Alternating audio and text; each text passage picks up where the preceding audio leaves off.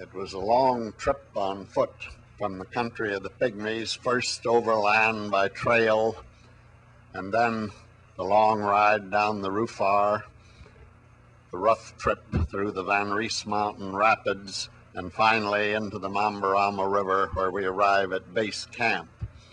On the way, we saw what was left of our airplane, which had been placed on its platform and drawn up on the bank, where attempts to repair it had been futile.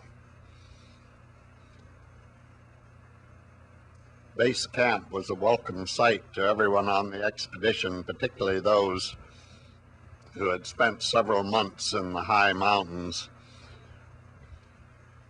with very few comforts.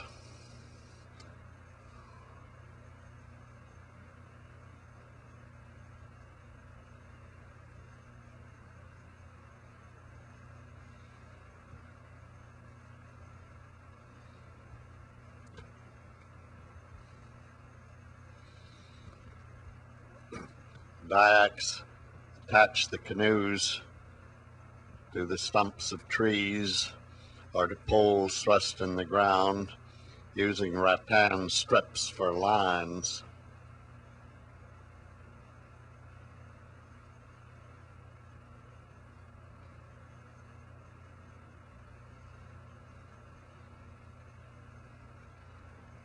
Each man packed his own personal belongings on his back, carried them up the bank and to his quarters, where he was to stay until the ship arrived to bring the expedition out.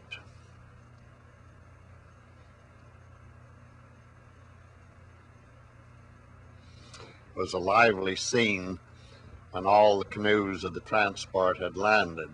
These are Malay convicts heading towards their barracks, each carrying his box containing his necessary belongings.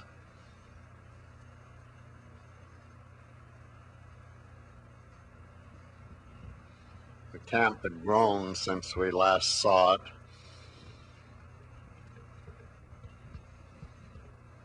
A good many comforts had been added.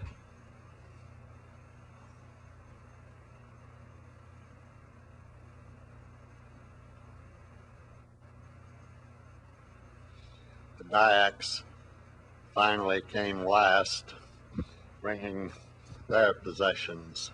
Eventually, we got on the Albatross and the Fomalhaut, our two ships. The ships were loaded with all of our supplies and personnel, and we proceeded to evacuate Albatross camp and head down the river towards the coast.